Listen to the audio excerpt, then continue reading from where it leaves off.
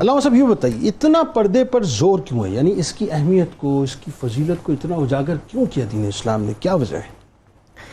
بسم اللہ الرحمن الرحیم، اللہم صلی علی محمد وعلی آل محمد وبارک وسلم۔ بہت شکریہ جنید بھائی۔ یقیناً شریعت کے جتنے بھی احکام ہیں اس کی بے شمار حکمتیں ہیں، مصلحتیں ہیں، اور ضرور کسی نہ کسی حکمت کی وجہ سے اللہ رب العالمین کوئی بھی حکم نازل فرماتے ہیں۔ خیر الحکیم لا یخلو عن الحکمہ، اور سب سے بڑی مسلمان کے لیے حکمت یہ ہے جس کا اللہ اور اس کے رسول صلی اللہ تعالیٰ علیہ وآلہ وسلم پر ایمان ہے، اس کے لیے سب سے بڑی حکمت یہ ہے کہ یہ اللہ کا فرمان ہے اور اللہ کے رسول صلی اللہ تعالیٰ علیہ وسلم نے اس کی ترغیب دی ہے۔ قرآن کریم کی 7 آیات میں بڑی تفصیل کے ساتھ اور بڑی طویل آیات میں اللہ رب العالمین نے پردے کے احکامات کو بیان فرمایا، اور درجنوں احادیث میں تقریباً 60 سے زائد احادیث ہیں آپ صلی اللہ تعالیٰ علیہ وآلہ وسلم کی جس میں پردے کی تاکید فرمائی گئی، اور مختلف پہلوؤں سے آپ صلی اللہ تعالیٰ علیہ وسلم نے اس کی اہمیت کو بیان فرمایا۔ تو سب سے بڑی حکمت یہی ہے، اور اسی کو قرآن نے بیان فرمایا کہ وَمَن یُطِعِ اللَّهَ وَرَسُولَهُ فَقَدْ فَازَ فَوْزًا عَظِیمًا، کہ جو اس حکمت کے پیش نظر یعنی اللہ اور اس کے رسول صلی اللہ تعالیٰ علیہ وسلم کی اطاعت کرے گا تو اللہ رب العالمین اسے بڑی کامیابی عطا فرمائے گا۔ تو مسلمان کے لیے سب سے بڑی حکمت یہ ہے۔ پھر اس کے بعد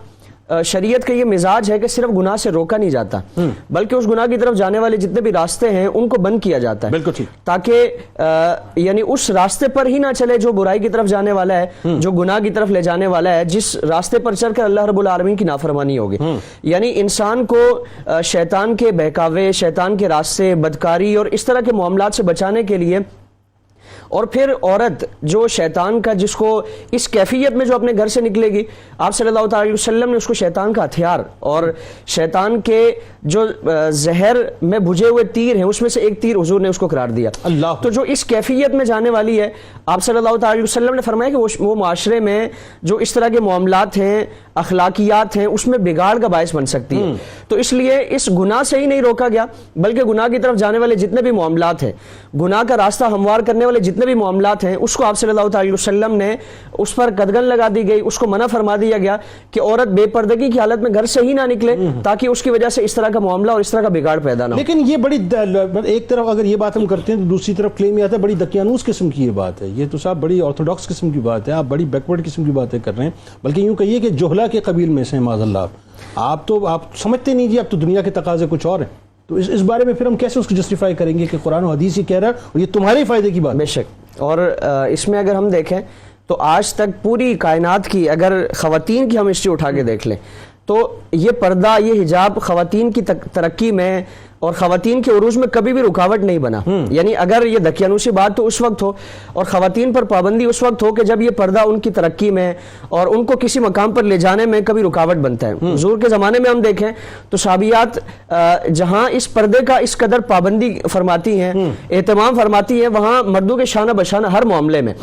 جنگ و جدال کا معاملہ ہو یا میڈیکل سے متعلق جو اس طرح کی سہولیات ہوں، اور معاشرے کی تعمیر و ترقی، بلکہ دور خلافت راشدہ میں اگر ہم دیکھیں تو باقاعدہ پارلیمنٹ میں خواتین کو بھی حیثیت حاصل ہے، ان سے مشاورت کی جاتی ہے، ملکی اجتماعی سارے معاملات میں ان کی مشاورت کے بعد پھر کوئی قانون سازی کی جاتی ہے۔ تو اسی پردے میں رہ کر انہوں نے یہ اہتمام کیا۔ جس طرح صحابیات نے غزوہ بدر میں دیکھیں، غزوہ احد میں دیکھیں، تو جہاں صحابیات مردوں کے شانہ بشانہ دشمنوں کا مقابلہ بھی کر رہی ہیں اور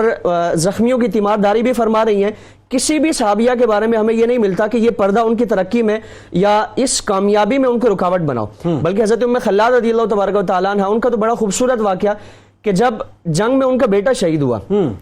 اور شہادت کا رتبہ دنیا اور آخرت میں ایک بڑا، آج بھی اگر ہم دیکھیں کہ کوئی اگر فوجی اپنے ملک کے لیے لڑتا ہوا شہید ہو جاتا ہے تو دنیا میں بھی اس کے لیے اعزاز ہے، اس کے لیے ایک تکریم ہے، لوگوں کے دلوں میں اس کے لیے محبت آتی ہے، اور آخرت میں تو اس کا مقام ہی بلند ہے۔ آپ صلی اللہ تعالی وسلم پر اپنی جان نچھاور کر دی۔ اب ماں نے سنا اور ماں اپنے بیٹے کے دیدار کے لیے حضور کی بارگاہ میں حاضر ہو رہی ہیں۔ کیفیت یہ ہے، صحابہ اکرام فرماتے ہیں کہ سر سے پاؤں تک وہ پردے میں ہیں، اور پردے کی اس قدر پابندی ہے کہ کئی لوگ یہ سوال کر بیٹھتے ہیں کہ کیا اس کیفیت کے باوجود یہ پردہ؟ یعنی آپ کا تو بیٹا شہید ہوا ہے، تو آپ نے جو جملہ ارشاد فرمایا وہ خواتین کے لیے بھی اور ایسے ناقدین کا منہ بند کرنے کے لیے کافی۔ آپ نے فرمایا کہ میں نے اپنا بیٹا کھویا ہے، میرا بیٹا شہید ہوا ہے، میرا پردہ نہیں کھویا، یعنی میں نے اپنی عزت و عصمت، اپنی عفت و پارسائی کو نہیں کھویا ہے۔ تو اس کیفیت کے باوجود خواتین کی ترقی میں کبھی رکاوٹ نہیں بنی، کبھی اس طرح کا معاملہ نہیں ہوا، بلکہ یہ دنیا میں بھی ان کی عزت کا باعث ہے اور آخرت میں بھی ان کی عزت و افتخار کا باعث ہے۔